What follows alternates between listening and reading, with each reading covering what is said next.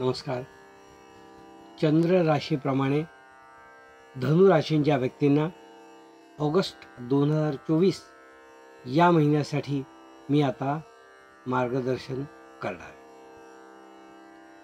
धनु राशींच्या व्यक्तींना एकंदरीतच सामाजिक कार्यामध्ये किंवा धार्मिक कार्यामध्ये सहभाग घेण्याची एक खुमखुमी असते आणि ती खुमखुमी पूर्ण करण्यासाठी पदरमोड करून म्हणजे आपल्या खिशातले पैसे खर्च करून काही हौशी किंवा काही प्रतिष्ठा मिळवायचा ते प्रयत्न करतात.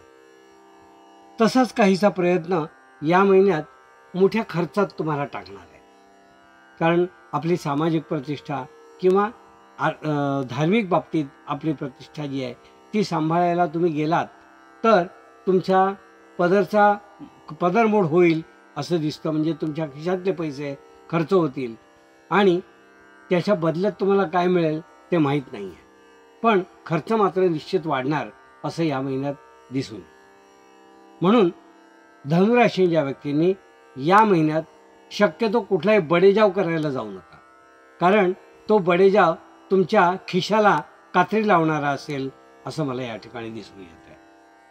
आणि खिशाला कात्री लावली तरी हरकत नाही, पण त्याच्यामध्ये काही जर तुमचा सामाजिक किंवा धार्मिक फायदा होणार असेल तर ते ठीक आहे. पण त्याची फक्त आश्वासनं, प्रत्यक्ष त्या गोष्टी कधी होतील केव्हा होतील याच्याबद्दल कोणीच खात्री देणार. मग तुम्ही हे कात्री खिशाला कशाला लावून घ्यायची. तर अशी चूक करू नका. शक्यतो ह्या गोष्टीच्या खूप फंदात तुम्ही पडू नका असंच मी सल्ला या ठिकाणी तुम्हाला देईन. प्रकृतीच्या बाबतीत जर म्हणाल तर प्रकृती तुमची जी आहे ती या महिन्यात थोडीशी अनस्टेबल राहणार असं दिसून येतं. त्याला कारण जे वातावरण किंवा हवेतील प्रदूषण हे असू शकतं. हवेतील प्रदूषणाचा तुम्हाला त्रास होणे, त्यामुळे डोकं जड होणे, नाकामध्ये सर्दीने चोक होणे, अशा काही गोष्टी तुम्हाला प्रदूषण आणि बाहेरचं वातावरण यामुळे या महिन्यात होऊ शकतात आणि त्याबद्दल तुम्ही योग्य काळजी घ्यावी असा सल्ला मी या ठिकाणी तुम्हाला देईन. उद्योग करणाऱ्या ज्या व्यक्ती आहेत, व्यवसाय करणाऱ्या ज्या काही व्यक्ती आहेत, त्यांनी या महिन्यामध्ये एखादी गोष्ट जबाबदारीने जर घेतलेली असेल तर त्या प्रत्येक टप्प्यावर आपली जबाबदारी आपण योग्य पार पाडतोय की नाही हे चेक करून पुढे चला. कारण काही टप्पे असे असतात की तिथे आपल्याला परत फिरायची संधी असते. तुम्ही एकदा पुढे गेलात खूप की तिथून परत फिरता येत नाही. म्हणून प्रत्येक टप्प्यावर आपण जे काम करतोय ते एकदा क्रॉस चेक करा. तो गती कामाची आणि तो मिळणारा जो काही रिटर्न्स आहेत ते बरोबर आहे की नाही एकदा चेक करा आणि मग पुढे चला. म्हणजे टप्प्याटप्प्याने तुम्ही प्रगती करा असाच सल्ला मी या ठिकाणी तुम्हाला देईन की जेणेकरून उद्योगामध्ये तुमचा नावलौकिक वाढेल. कारण नाहीतर काय होणार की उद्योग जो आहे तो उद्योग चालू आहे, मोठं त्याला नाव आणि प्रसिद्धी दिलेली आहे, पण आतमध्ये बघाल तर त्या उद्योगामध्ये काही दमच नाही असं होता कामा नये. ती गोष्ट टाळायची असेल तर प्रत्येक टप्प्याटप्प्यावर आपण आढावा घेणे आणि त्याबद्दल एक आपलं अवलोकन करणे हे गरजेचं राहील. तर ते तुम्ही अवश्य करा. ज्या व्यक्ती नोकरी करतात त्यांना वरिष्ठांची थोडी गैरमर्जी राहील असं दिसतं. त्याचं कारण तुम्ही स्वतःची बुद्धी वापरून जे काय केलेलं असेल ते वरिष्ठांना मान्य होणार नाही, ते त्यांना पचणार नाही आणि त्यामुळे वादाचे प्रसंग होतील आणि नोकरीत थोड्या कटकटी निर्माण होऊ शकतात. तर ह्या गोष्टी टाळण्याचा धनुराशीच्या लोकांनी अवश्य प्रयत्न करा. म्हणजे तुमची नोकरी सुखाची आणि बिनबुडबुड पार पडेल असं मला या ठिकाणी सांगायचं.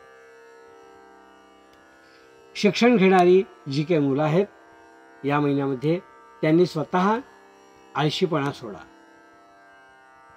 आजचं उद्यावर, उद्याचं परवावर, मग असं परीक्षा येईपर्यंत तुमच्या अभ्यासात टाळाटाळ करण्याची काही लोकांची प्रवृत्ती असते. त्यात तुम्ही स्वतःची गणना करून घेऊ नका. वेळच्या वेळी ठरलेला अभ्यास आपल्या टाईम टेबलप्रमाणे होतोय की नाही ते बघा आणि ते टाईम टेबल पाळण्याचा प्रयत्न करा. म्हणजे त्याबद्दल तुम्हाला पुढे कधीतरी उगाच त्याबद्दल कष्ट होणार नाहीत किंवा त्रास करून घ्यायची वेळ येणार नाही. म्हणून विद्यार्थ्यांनी याबाबतीत सावध असावं. कौटुंबिक बाबतीत जर म्हणाल तर कुटुंबातील व्यक्ती तुम्हाला सपोर्ट करतील, त्या तुम्हाला तुमच्या कामामध्ये तुमची जी काही जबाबदारी आहे त्या कामामध्ये सपोर्ट करतील. समजा घर सांभाळायची त्यांची जबाबदारी आहे तर त्या नेटाने पार पडतील, चोख पार पडतील असं मला या ठिकाणी दिसून येतं. तर त्याबद्दल तुम्ही निश्चिंत राहा. डोळे झाकून अगदी त्यांच्यावर एखादी जबाबदारी आपल्या पार्टनरवर द्यायला हरकत नाही असं मला या ठिकाणी दिसते. उत्पन्न मी सांगितल्याप्रमाणे तुम्हाला जेवढं आवश्यक आहे तेवढं मिळेलच. जे मिळणार नाही त्याच्यासाठी प्रयत्न करा, फीडबॅक घ्या आणि त्याचं नोटिंग करा. कारण कागदोपत्री या गोष्टी असणं खूप महत्त्वाचं आहे. कारण काही गोष्टी आम्हाला असं दिसतं आहे की काही कागदपत्र तुमची गहाळ झालेली तुम्हाला या महिन्यात कळेल. तुम्ही कागदपत्र ठेवली होती, सांभाळून ठेवले होते, पण आता या महिन्यात मिळत नाही. अशा काहीतरी गोष्टी धांदरटपणामुळे झालेल्या दिसून येतात. पण ते पुन्हा एकदा रिव्ह्यू घ्या. नक्की ऑफिसमध्ये किंवा अन्य ठिकाणी जी काही कागदपत्र आहेत तुमची योग्य प्रकारे सांभाळून जतन करून ठेवा. असाच सल्ला मी या ठिकाणी तुम्हाला देईन. हे होतं धनुराशींच्या व्यक्तींना मार्गदर्शन.